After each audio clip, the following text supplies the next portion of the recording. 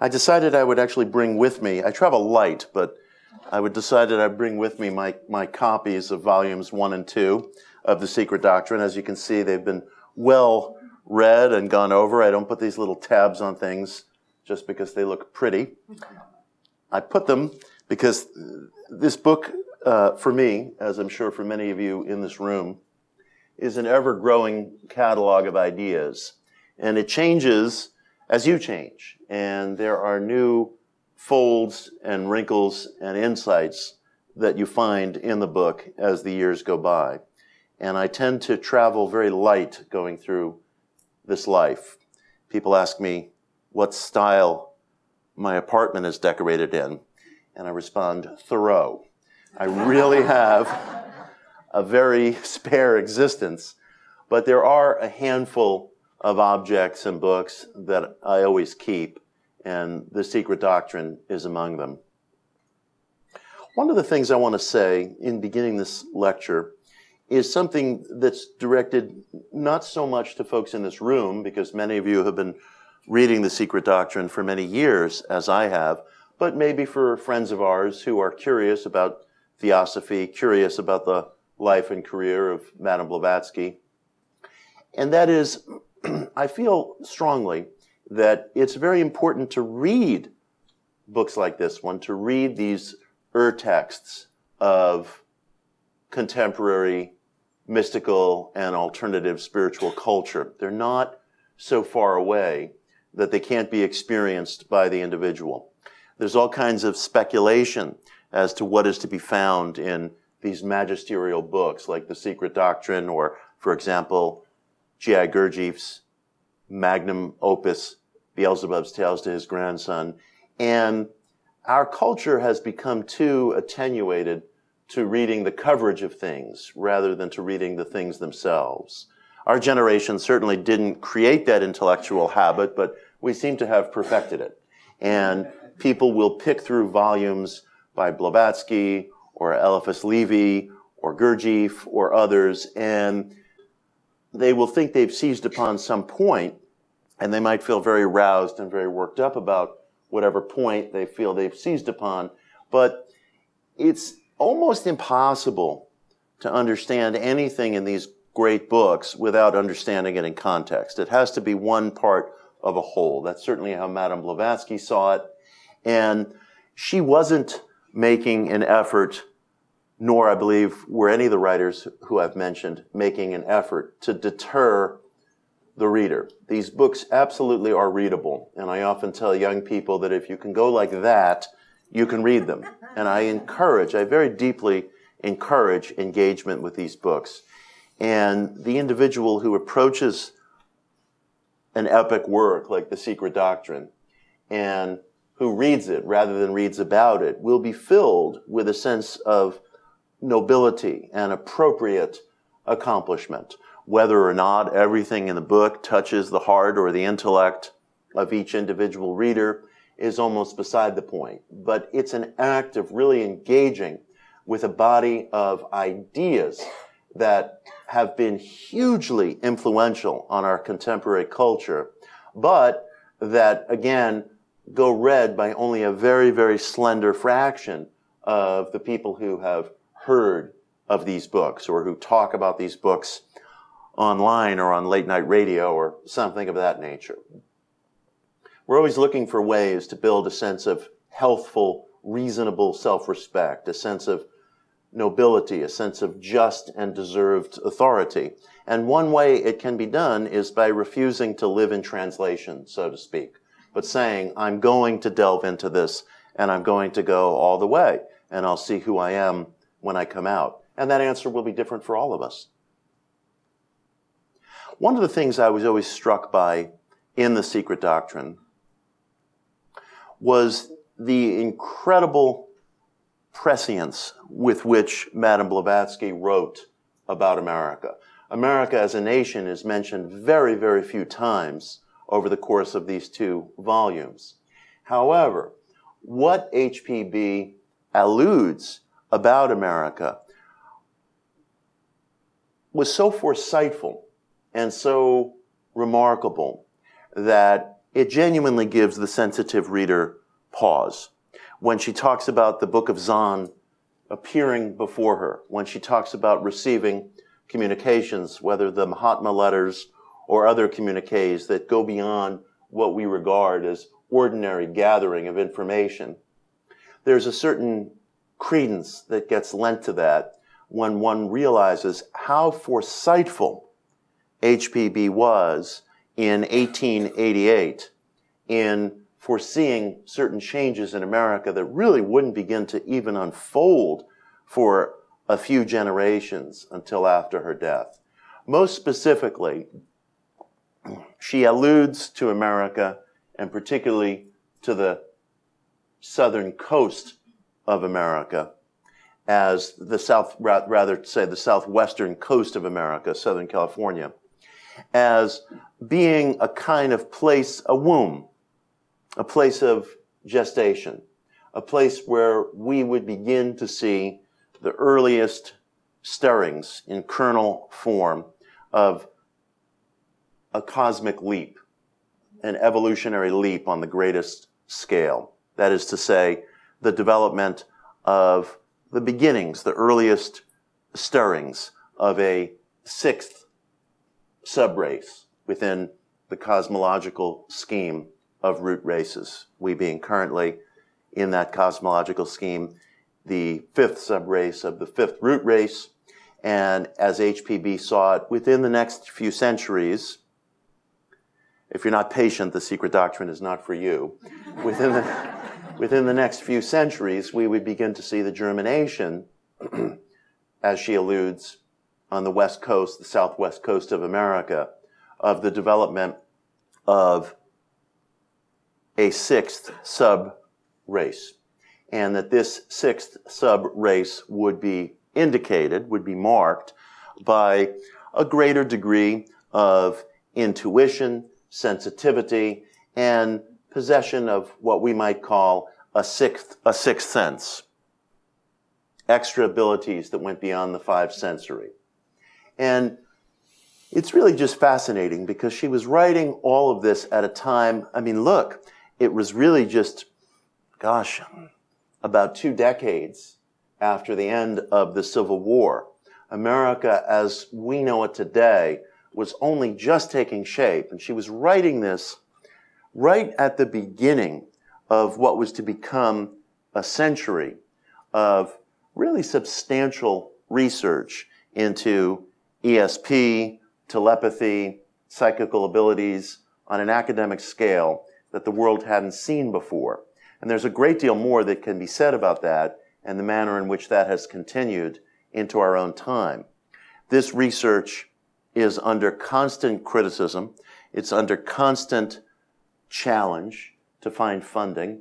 It has been, I think, wrongly hounded off of a number of college campuses, not all of them.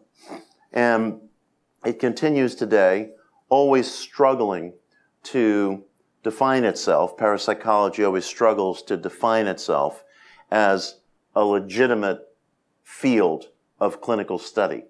And yet, on its most serious footing, practiced by people like my friend Dean Radin at the Institute of Noetic Sciences in Northern California, or Darrell Bem at Cornell, or my friends at the Ryan Center for Research in Durham, North Carolina.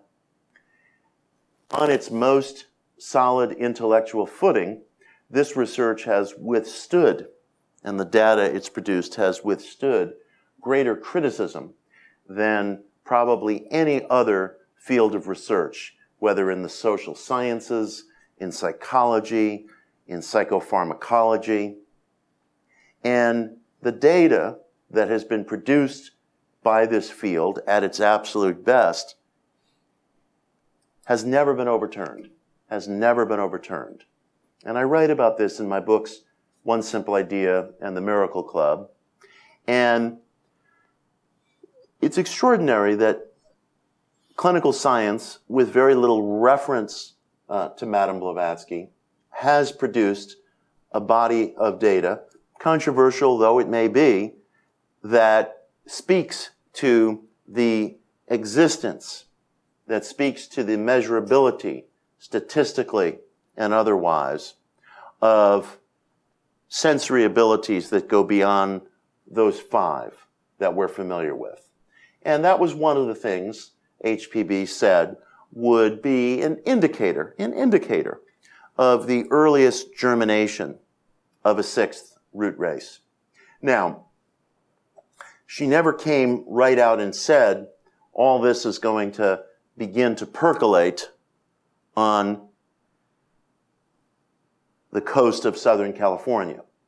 She made indications that were later developed by Annie Besant, who felt stronger and was more pronounced in her assertion that this is where humanity's next germination would begin to occur. But the very fact that Madame Blavatsky made these observations as early as 1888 is extraordinary. I mean, as those of you who are from California know, at that time, California was ranches, newly laid railroad tracks, oil fields. The gold rush had begun to ebb. It was nothing like the economic and cultural and spiritual engine that we know it as today. It was wide open spaces with some mission houses, again, ranching, agriculture, orange groves. The movie industry was unheard of. The economic boom that lifted California really didn't occur until the age of World War I. The migration of the movie business there really didn't start to occur until the late 19-teens, early 1920s, when the silent film industry began to grow.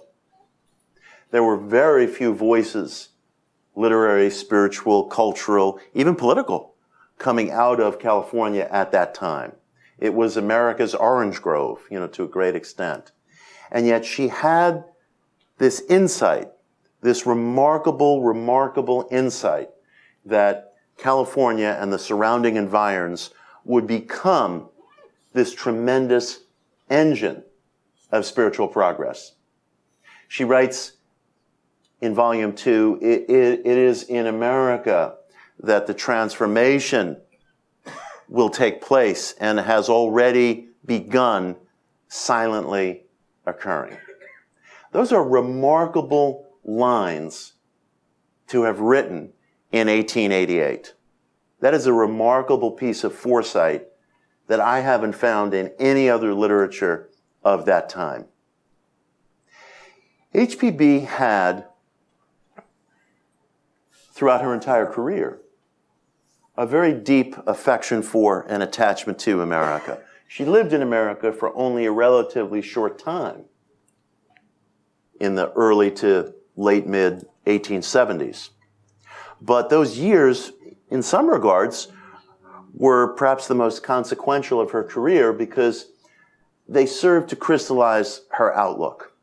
And when she came to America for the first time in the early 1870s, she said, first of all, she was attracted to the United States because she saw it as the cradle of spiritualism. But she also made the observation, you cannot live in the cradle forever. So she was a sympathetic critic of spiritualism, but nonetheless, she wanted to visit the land where she saw this spiritual revolution bubbling up. And again, her insight was very, very correct. Certainly, the idea of channeling and mediumship and seances and so forth, going under different vocabulary terms, had a much longer and deeper and greater history. But it was in America where these things got formulated into modern movements with clubs and newsletters and churches and societies. And as people in the U.S. began to organize into seance circles in the early 1850s, with instructions from a man who HPB references once in The Secret Doctrine, Andrew Jackson Davis, a young man who was a medium from Poughkeepsie, New York, in the Hudson Valley. They used to call him the Poughkeepsie Seer. This was intended to make fun of him, but he actually liked the label and he began to use it himself. And Henry Olcott also recorded an instance of traveling up to Poughkeepsie to visit Andrew Jackson Davis in about 1845. They were both still very young men, both probably around age 19 at that point. And Davis was a remarkable American figure because he would report the ability to enter into what was then called a mesmeric trance, and he would go into these trance states, and he would come out and he would dictate these vast metaphysical lectures by which people were tremendously excited and aroused. Davis did many, many extraordinary things in his life, and he was a remarkable figure. I do have to share this one footnote. It was noted that the same year that he began to produce his lectures was also the same year that the first popular English translations appeared of the work of Emanuel Swedenborg, and some critics noted a suspicious congruency between Andrew's lectures and Swedenborg's, and Andrew said, well, that's because he's my tutor on the spirit plane. So you can take that as you will, but Davis did do many great things. And one of the reasons why Americans, including Henry Olcott and later Madame Blavatsky, and Madame Blavatsky can be called an American because when she left for India, she was an American citizen, and she remained an American citizen her entire life. And she was very proud of that. I'll say more about that. But one of the reasons that figures like Henry Olcott and Madame Blavatsky and many, many other folk were attracted to Andrew was not only because of the content of his metaphysical lectures, but because his psychical abilities, depending on your point of view, and his emergence as a national figure aroused a hope in many modern people in the West that the age of prophecy was not something that just belonged to the distant past, that we were still capable of receiving messages from beyond the veil, so to speak, within the modern world. And the fact that Andrew was nicknamed the Poughkeepsie Seer made him all the more an appealing figure to Americans. And he intuitively sensed that by claiming that nickname. Again, it was meant to be an epithet. It was meant to be something insulting. Like, who is this kid from the backwaters of Poughkeepsie who thinks he's speaking with the voice of a prophet? But what Andrew grasped intuitively, and I ask you to listen to this very, very carefully, what he grasped intuitively was that the very quality that some journalists and academics saw in him as fodder for ridicule was the same thing that made him appealing to vast numbers of people, which was the idea that the prophet could come from very, very ordinary circumstances. So the fact that his backstory involved growing up as a poor farm kid, becoming a cobbler's apprentice at age 17, being seen as this kind of upstate New York bearded yokel, and he was no yokel.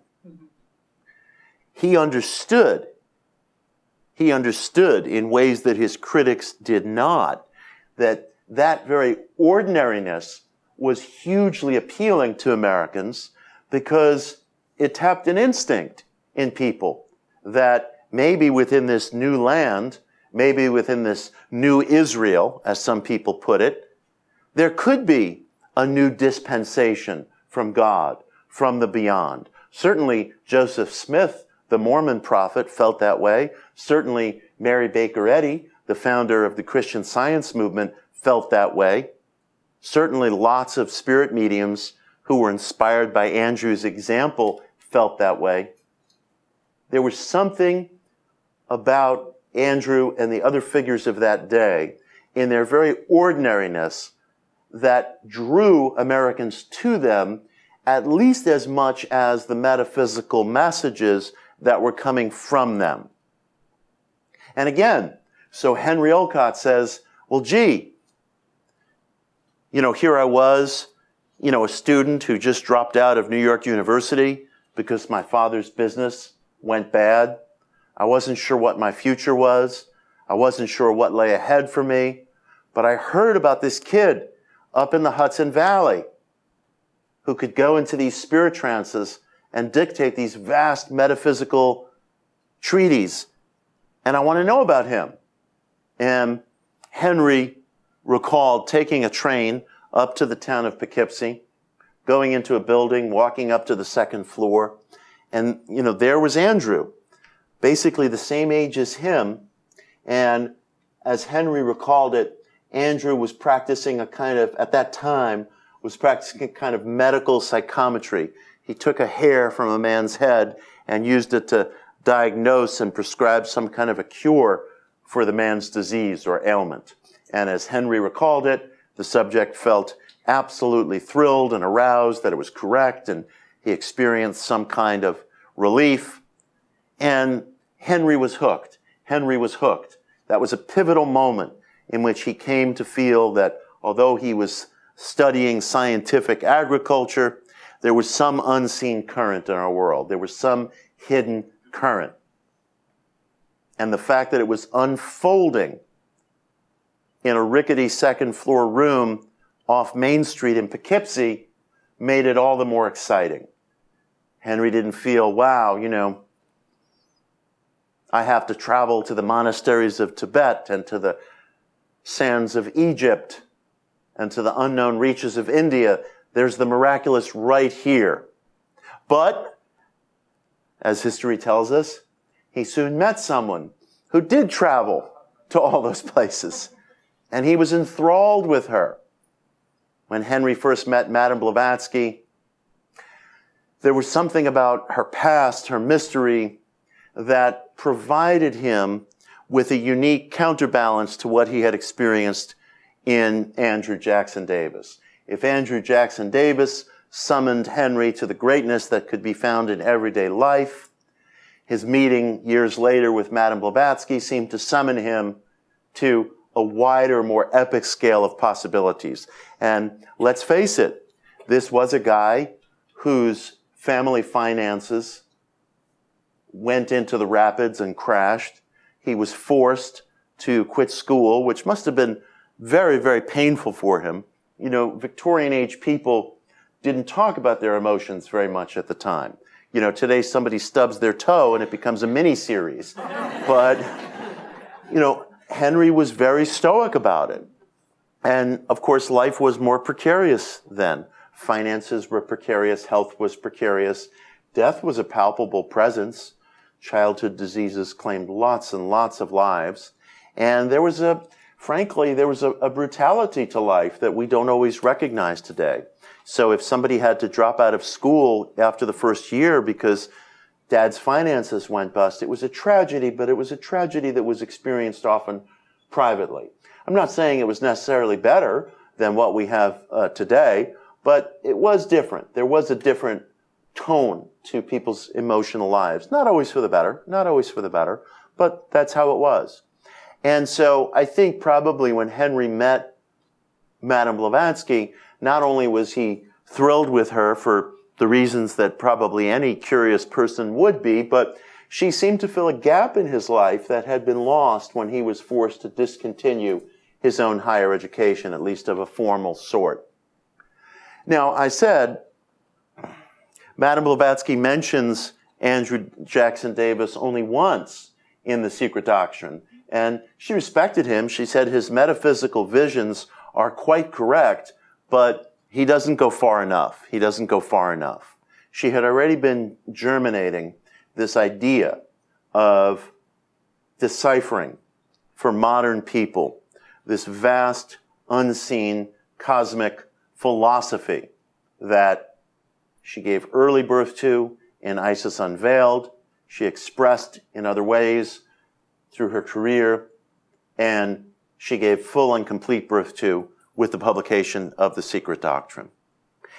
And although The Secret Doctrine was not written in America, I think the presence of America for her as its receiver, we'll say. I don't think she would have described herself as its author. She probably would have said, look, it was always there. It was always there.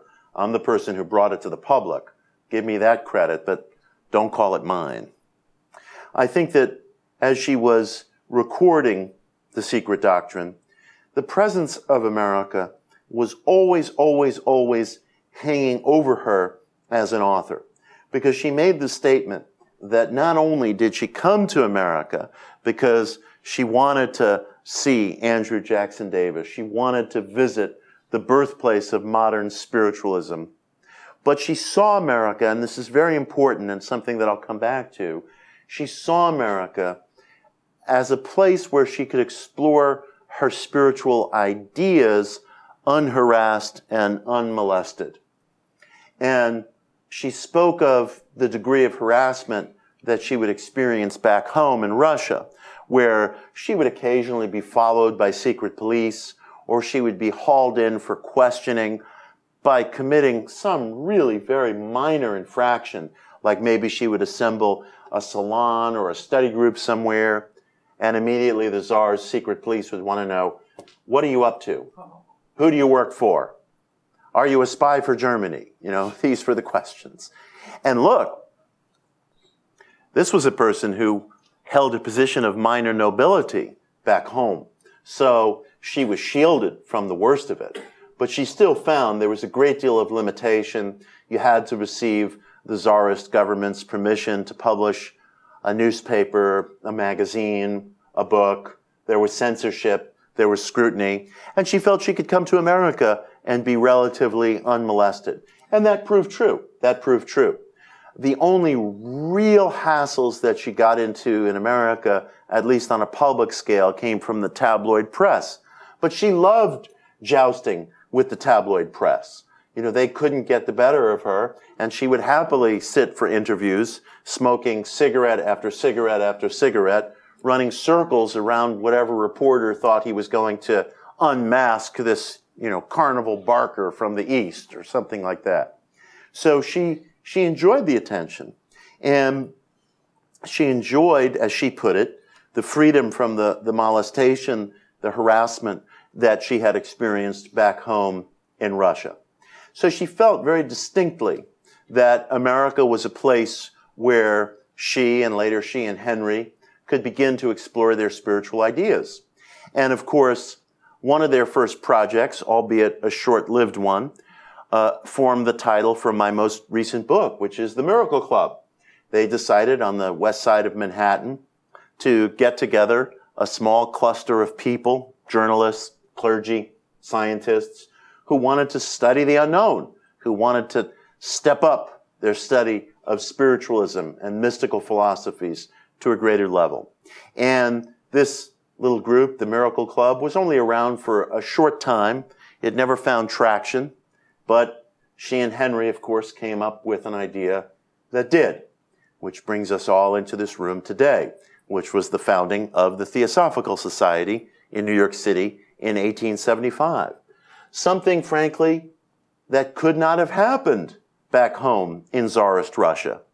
Certainly it was possible in other parts of the Eastern and Western world, but HPB felt that there was a unique openness in America, thanks to people like Andrew Jackson Davis and some of the others I've mentioned. And there was a unique willingness on the part of everyday folk, you know, ranging from agricultural people to professionals to journalists to soldiers, everyday folk, to explore the unknown without anybody's permission, without anybody's approval or approbation. And that was something that was really special.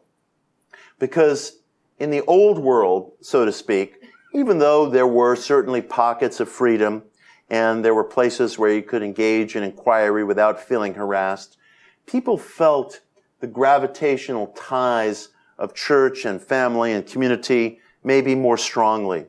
In America, there was greater mobility. I mean, to a very real extent, the country was settled and shaped by this mobility that people experienced. And when they would settle in new cities or towns or villages, very often they would leave behind the churches or the congregations of their childhood, and they were ready and they were prepared to hear new ideas. And by the time HPB and Henry met, Andrew Jackson Davis, sure enough, had already moved to New York City. There were Swedenborgian churches in New York City.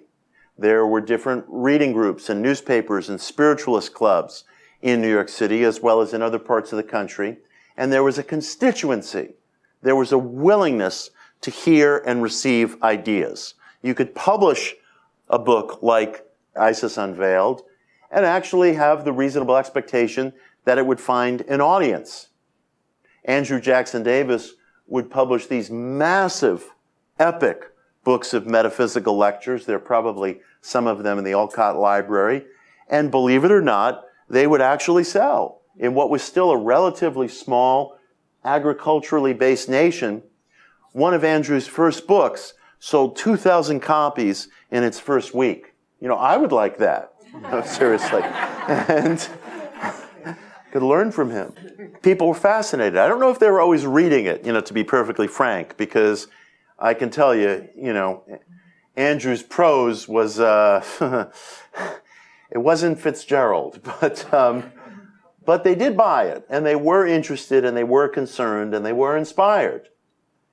And so again, HPB had this prescience about America. And even though she and Henry decided that their destiny and their career and their mission would lay to the East, as I mentioned earlier, she remained an American citizen until her death, and she was very, very proud of that fact. And I don't think it was accidental that her closest Confederate, despite the fact that there was friction between them from time to time, was a colonel in the Union Army, a lawyer, a journalist, Henry Olcott, who had spent time farming in Ohio, running an experimental farm in New Jersey, grown up and worked in New York City. Henry was an American through and through, and she identified him very, very early on as the kind of person who could relate to different groups of people, who had this remarkable ability not to become overly familiar, but to talk to vast ranges of people. And that was something that she was very, very interested in. There was nothing of the hermit in Madame Blavatsky. She wanted to reach an audience. And that's why I'm always telling people that her essays, her articles, her books, they can be read. They're available. They're right there to you. They're not something that's so far away. Now, it's an interesting question, this matter of the cosmic and evolutionary development of different root races and subraces. I hesitate because of the vastness of scale to even talk about this question of root races, because their unfoldment occurs across such vast stretches of time that I think it's difficult in our spiritual imaginations to even conceive of some of these vast stretches. And this is even true of the subraces. But she did place the enticing note in Volume 2 of The Secret Doctrine that the sixth subrace would begin to develop in the next few hundred years. Again, just the blink of an eye in the space of The Secret Doctrine.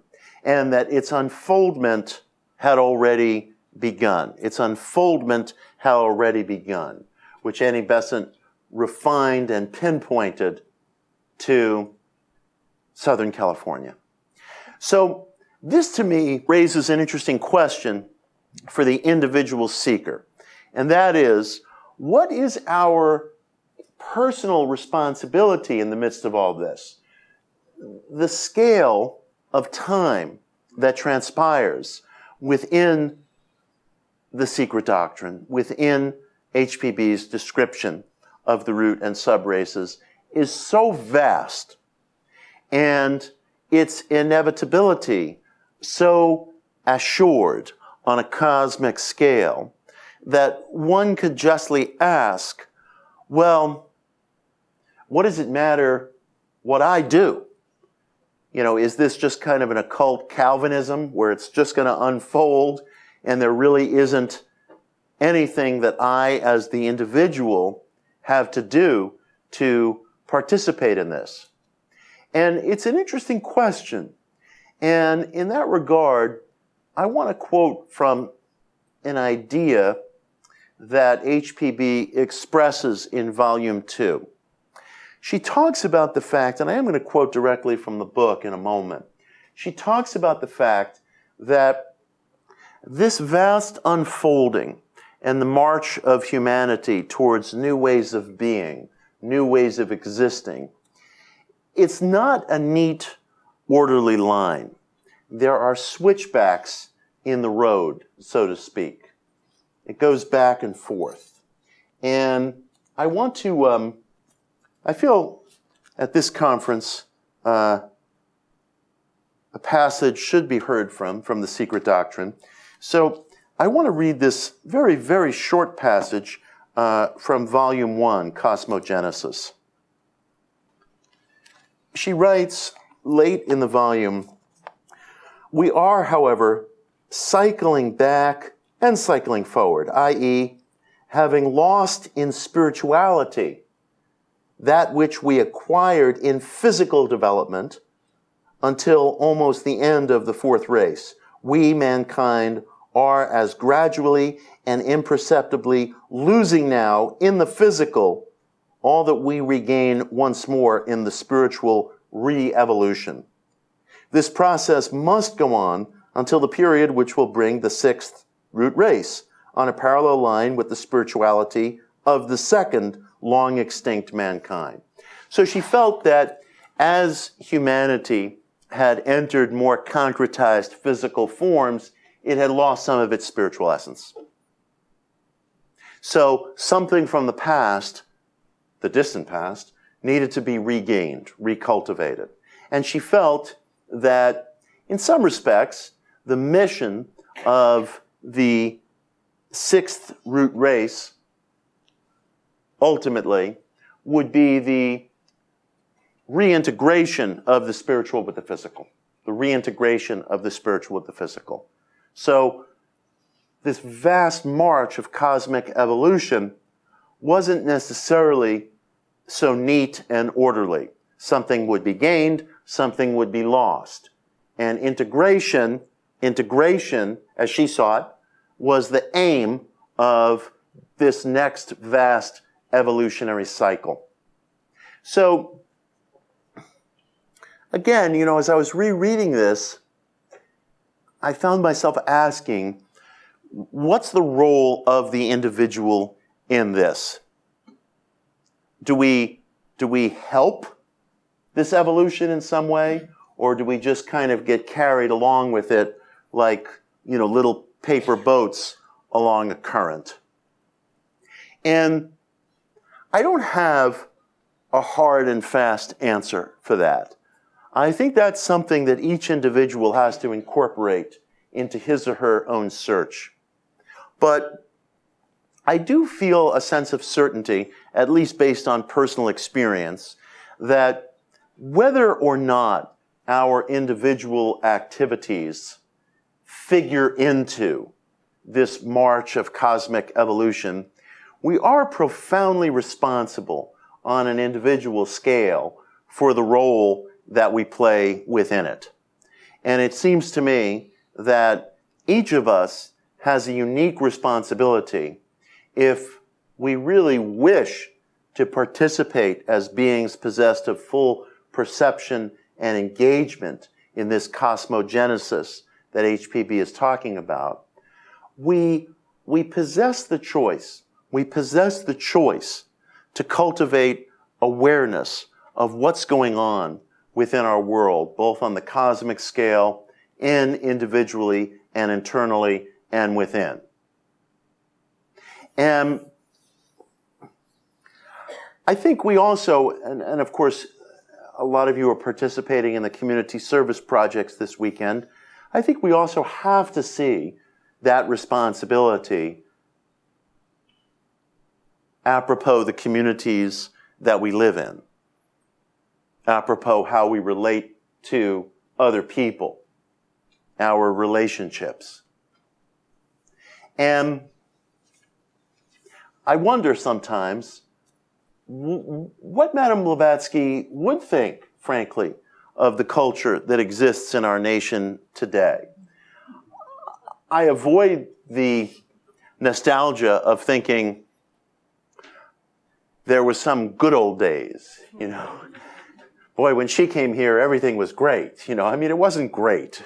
We were going through, you know, a brutal Reconstruction in the South. Black Americans were living under horrific Jim Crow laws. There were all kinds of things that were brutal in life at that time. So I want to resist the temptation to feel that, you know, everybody walking down the street was Jimmy Stewart, you know, and everything was just fine, you know, back in the 1870s. So I'm not trying to get myopic in that way. But, I mean, I am cognizant, and it is true, that HPB came here because she felt very strongly that she could pursue her spiritual ideas and outlook and organization without feeling harassment. And she did foresee, she absolutely foresaw America as the birthplace of this early germination of the sixth root race. So she saw America as a place of destiny. There's just no question about that. That's not just some sort of flag waving or cheerleading. That was her perception. And that was also the perception of Manly P. Hall. That was the perception of many different people around the world who were adopting spiritual practices from America. That was the perception of Swami Vivekananda, who came to America in the 1890s, loved it, stayed here a relatively long time. That was the perception of one of my great heroes, a French mind theorist named Émile Coué, who I write quite a bit about. He was one of the pioneers of autosuggestion and positive mind metaphysics, and he took a special liking to America. This wasn't just a kind of fuzzy, appealing point of view. It was a widely held perception in the Western and various parts of the Eastern world that the United States in the mid to late 19th century and beyond was a unique springboard of spiritual ideals and spiritual freedom. And I think that was true. There were lots of other things going on, some of them criminal, some of them shameful, but the presence of that spiritual possibility was absolutely true. HPB put her finger on it. She was one of the early figures from the old world who saw and understood that in its fullest sense. And she saw, I mean, look, I would say earlier than anybody else on the world scene,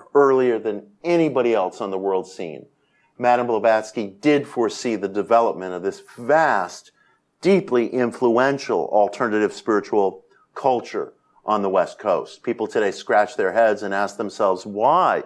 Why is the West Coast the cradle for so much that's spiritually innovative? And everybody has their own different answer. You talk to one person, he or she will say, it's the weather. You talk to another, they'll say it's the light. You'll talk to somebody else, they'll say, oh, it's all those nuts in the movie industry. They'll believe anything, you know. Everybody has their own pet theory and answer. But, if I may say, using Occam's razor as my guide, the simplest one and the one that covers the most bases is the one that Madame Blavatsky offered in 1888, which is that there is a germination of something new being born on the West Coast.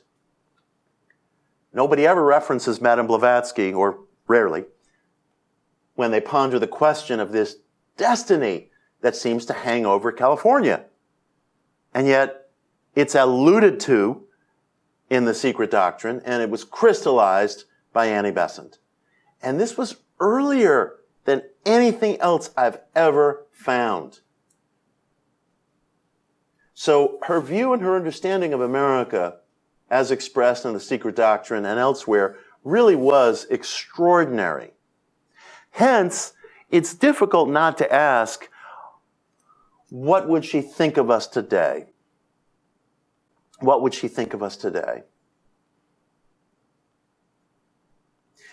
I would say that America's role as a womb for some kind of spiritual progress or cosmogenesis, America's role as a womb for that individually requires all of our protection. We are caretakers. We may not be able to control the process. We may be, like everyone else, swept along by vast currents of evolution, cosmic processes.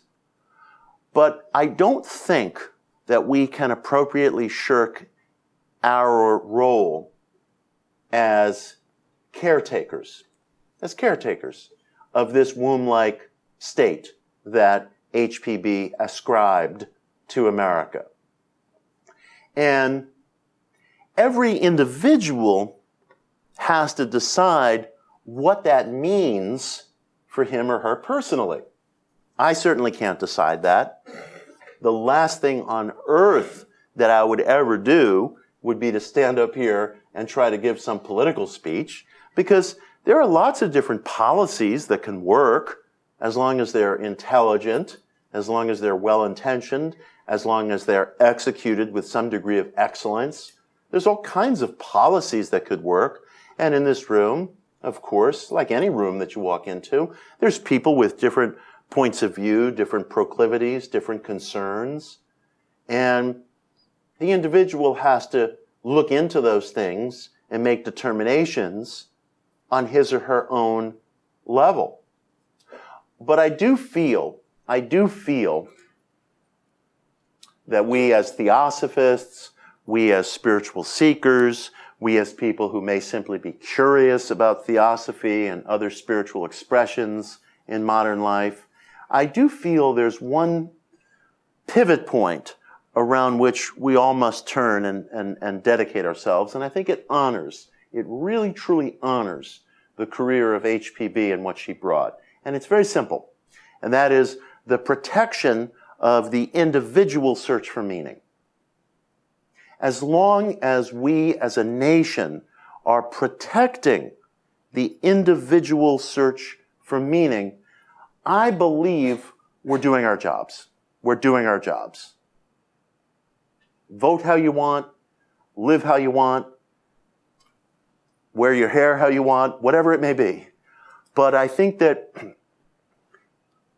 we honor this legacy that has been imparted to us, both from HPB and in the various forms that have given rise to religious freedom in America, to honor the individual search for meaning, to protect it. And I ask every one of you to arrive at your own personal definition of what that is. Obviously, there are policy decisions and things that go on in our world which we all participate in to some greater or lesser extent. But it's up to the individual to decide how to act on that ethic, the protection of the individual search for meaning. Without that, Madame Blavatsky never would have even come to America. She wouldn't have been able to write Isis Unveiled and co-found a Miracle Club and co-found the Theosophical Society and gather on the west side of Manhattan and say, we're going to ignite a revolution in this world. And she did. She did ignite a revolution in this world. She also helped to ignite a revolution in India and in other parts of the East, as did Henry. None of that would have been possible. None of that would have been possible if they didn't look to the United States, at least for that pivotal few years of their career, that formative few years, as a place where the individual search for meaning was protected. So, in that regard, I suppose we can really see ourselves as caretakers. We have parts to play in this cosmogenesis that neither we nor any individual may be able to determine, any more than, salmon can determine the tides that they swim with and against. But we do have a caretaking responsibility. And if we engage in that caretaking responsibility, I think we are doing our part in the very best and very fullest way to honor the vision of America that Madame Blavatsky laid out in The Secret Doctrine. And wouldn't it be wonderful? Wouldn't it be wonderful if future generations were to look back on our generation and say, they were caretakers. They did their job. There was a womb that was presented to them, and they took seriously the protection and the nurturing and the cultivation of that womb. And that job in its doing falls to each one of us as individuals. And in accepting that, I think we accept the wonderful, wonderful legacy that Madame Blavatsky bequeathed to us in The Secret Doctrine. And thank you all very, very much. Thank you. Thank you. I totally agree with you that it is our individual responsibilities. But in that context, what role does the Theosophical Society in America have to expound that to a public which I fear is forgetting its role and its responsibility to humanity? That's a wonderful question. Wow. Well, I'll answer you from the heart, as I would if we were just sitting across a table. I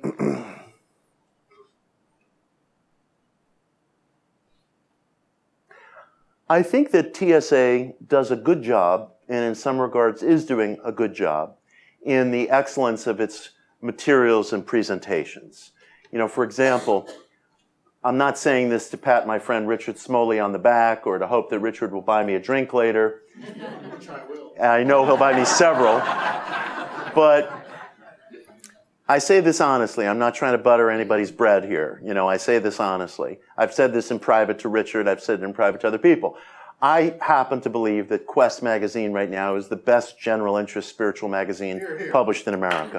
I really do. I really do.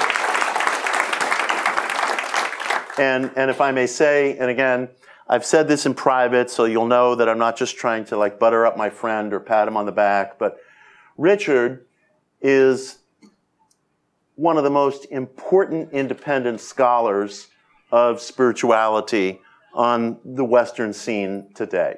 If I had to name a list of 5 truly, truly consequential people in bringing esoteric spiritual ideas to the public, Richard would, without question, always be on that list of 5. And TSA is so fortunate, I believe, to have Richard editing Quest, because there is very, very little in the way of general interest spirituality being published today. There's a few inspirational magazines, which are fine, but they have a more limited scope. There's some scholarly journals, which kind of go through ebbs and flow of quality. I think that the scholarly journals are impeded by a sense of ersatz seriousness. Like, we cover this, but we don't cover that. And it behooves us to always remember, and this is one of the things I learned from Krishnamurti, and it is so important. I feel like this has become the North Star of my life. Krishnamurti made the observation that the greatest drag on the individual's search is the wish for respectability. As soon as you start wishing for respectability, you start throwing things out. And Quest is possessed of real seriousness, not ersatz seriousness. And as such, its purview of subject matter is very broad. So I think that TSA deserves credit for doing a good job. You know, sure, there's always things that could be done more. Every spiritual organization in America today says, you know, where are the young people? How can we get more young people in? And I'm not sure that's the right question, because I don't even know, you know, quite frankly, that nowadays young people have a generational identity, as might have been the case, you know, I don't know, you know, back in the Woodstock days or what have you. I'm not even sure it was true then. I mean, there's young people who are evangelical, there's some who are New Age, there's some who just sit around playing video games all day. And, you know, so I don't know that there's an identifiable kind of young person demographic. I think you can just hang out a shingle and do your best work. And I think that the conferences and the subject matter that's being put out, I think is of real quality. So I would say, you know, there's reason for cheer there. There's reason to value it. It must be valued, you know, and I think that's a good road to be walking down. Yeah. How do you push it forward to the general public? That's a great question. I mean, I can only answer on an individual scale. And that is, in my own life and in my own career, the way I try to push things forward is I try to make sure my message is not only a quality message, but I never segment it by market. I mean, one of the things I'm personally most proud of in my career is that whether I'm at an academic conference or whether I'm on late night talk radio, I never change my message. I never change my message. And I'm proud of that. You know, I'm proud of that. You know, I don't say to myself, well, you know, this is Harvard and it's time to, you know, put on my good scarf. And, you know, it's, I never change my message. And I think that, you know, I don't know because others see us more clearly than we see ourselves, but I think people see an integrity in that. And I like when people are blunt, you know, in their language, respectful, but blunt, you know, and I don't think we should run away from the old language. You know, I use terms like occult and ESP and medium or New Age, you know, terms that are sometimes held in poor repute because I feel they have historical integrity, and to run away from them almost concedes something to the cynics. So I don't think we should ever make concessions to the cynics. I think we should seek excellence and always, you know, speak in a way, communicate in a way that's transparent and consistent. Yeah. There's a lot of concern today among people about certain reactionary forces in our society today. Yeah. Would you correlate this with the idea of switchbacks that you mentioned in your talk? It's a good question. You know, I have one of the tenets of New Age culture, by which I mean the spiritual therapeutic culture. I don't use New Age in a negative way at all. One of the tenets is this idea that humanity is moving in this direction of evolutionary consciousness. And they don't really relate that directly to HPB. It's from HPB, but people don't recognize it as such. They think that idea has sort of always been with us, you know. And I have a problem with that idea because, first of all, I mean, my problem isn't with the secret doctrine because the secret doctrine is written on such a vast scale, it's very difficult to say, well, this is happening Tuesday, you know, Tuesday being 150,000 years from now, and, you know, just these vast stretches of time that I personally can't conceive of. So my argument is not with the secret doctrine, but my argument is with people who see this as sort of a more measurable, near-term development. And I don't see that, you know, in the near term. I don't see that in the near term. And I don't know. It's difficult to relate it to the secret doctrine for me only because the scale of time is so vast in the secret doctrine, and it's difficult sometimes to determine. You know, although I've done some of it, it's difficult to determine whether something relates to something that's traced out on such a vast arc of time. but I am profoundly, profoundly concerned about it. I don't, again, without being nostalgic, I don't recognize the public discourse that exists in our country today apropos of what I knew when I was growing up. It was not all a bed of roses, by any means. And I don't mean to idealize it. And I grew up in a fairly typical Archie Bunker household in the borough of Queens. But, even in that Archie Bunker household, there were things that were never said. And in fact, there were things Archie would never say. And I think one of the reasons Americans loved Archie was that, yeah, he was supposed to be a bigot, but he really had a heart. And we all knew that. So we were all in on the joke, so to speak. And we've lost that today. And I truly, in my heart of hearts, I'm age 53, I don't recognize this public discourse from what I knew at age 13. And there are good things too. I mean, people feel more at liberty to pursue their own identities, and I applaud that. But this level of discourse, I simply don't recognize. And I'm not sure what I can say about it other than I feel very, very strongly that one must not participate in it. That doesn't mean desisting from politics or whatever it is you want to express or do in the world, but one must not participate in it. I don't believe in drawing walls either. I mean, it often surprises people to know the network of friendships that I have, and I spend time and exchange ideas and sometimes intimacies with people who might sometimes be considered among these forces of reaction. And I don't block off those friendships or those relationships, but I absolutely will not participate in or accept, within my immediate circle, any such activity. And I invite people, if they feel like it, it's the individual's decision to take a similar vow. But it's profoundly disturbing, and there's no way around it. Yeah. One of the things that I was thinking of relative to America is that I'm wondering about the metaphor. Is it a place or is it an idea? Because for one thing, if it's a womb, wombs exist in time, and I was wondering now the seeds or the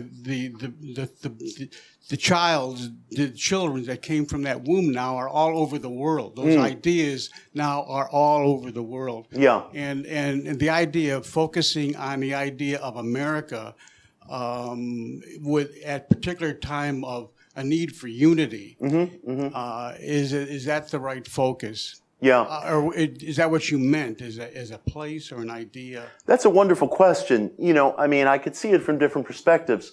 Idealistically, I'm very, very sympathetic to the notion that it's an idea. I mean, that's my wish. But I would also have to say, in the Secret Doctrine, HPB does write, in terms of hardcore geology and place. She writes of Atlantis not as a metaphor, but as a place, Lemuria as a place, America and its, and the Pacific from which she sees this womb arising, developing as a place. So, I don't want to dodge the question by saying, well, it's both, but as an ideal, certainly it belongs to humanity. But it is worth saying that in the Secret Doctrine, HPB did write, in terms of solid place. Yeah. So I'm thinking of several things that I think are tied together. One is I had a Canadian roommate years ago whose take on the U.S. was that, in a nutshell, was that the USA brings out both the best and the worst in people. Yeah. And I haven't Where'd you get that idea? I haven't read a lot of HPB, but I can see a little of that in some of her writings. And I'm also thinking about Jung's concept of enantiodromia, which took me a while to get my head around. But it's basically that in the collective psyche, there always has to be balance. Yes. So what do you think about all that? No, that's a wonderful, wonderful question. you know, one of the things I say to people in terms of our current state in this country is that there's always going to be another side, and we have to be very, very conscious and careful to be aware of that. Because, you know, as I was alluding before in response to Richard's question, I'm in a men's prayer group that has some political polarity in it, you know, out in the world, shall we say, gently put. And I have friendships and I have relationships that people sometimes see as part of these forces of reaction. It's not, their views are not my views, but I do maintain these relationships. And some people come to me and say, you know, how can you do this? You know, tell these guys to go to hell, you know, how, you know. And my response, and I hope this speaks to your question, is there's always going to be another side. And we have to get away from this idea, I believe, of eradicating the other side or not having any kind of contact or relationship with the other side, so much as my wish, and I'm not in politics, you know, and I have no intention of going there, but my wish, let's say, when I'm in my men's prayer group, is that I look at somebody who might be conventionally considered on the other side, and my wish is that he be the most ethical, the most clear-sighted, the most balanced person on that other side. You know, that's my wish for him. And of course, somebody could hit me with some extreme example and say, well, you know, what about this historical monster and that historical monster? And I would say, well, take a pause there, because most of us, most of the time, are not dealing with questions of ultimate evil in life. There are sometimes people in history who have had to deal with those questions. And it could be that when confronting such questions, self-defense comes to the forefront and that something needs to be defeated in order to allow the community to survive and continue as well as the individual. But if we leap to that place too quickly, I think we neglect the opportunity for our own development. You know, I'm not talking about wishing well whatever the most monstrous thing in history was that somebody could come up with. You know, I'm talking about my friend Mike, you know, from Waltham, Massachusetts, you know, and I may deeply disagree with Mike, but I recognize that there's always going to be another side. And we have to understand that. And people naturally, you know, politics plays on our fears, and political discussions, like discussions over money, almost instantly become emotional. And I think that we have to be very careful to understand that if it's the objective that the other side just not exist, then I think it violates the very thing to which you were alluding, that there's always going to be a yin and yang, call it whatever you want, there's always going to be another side.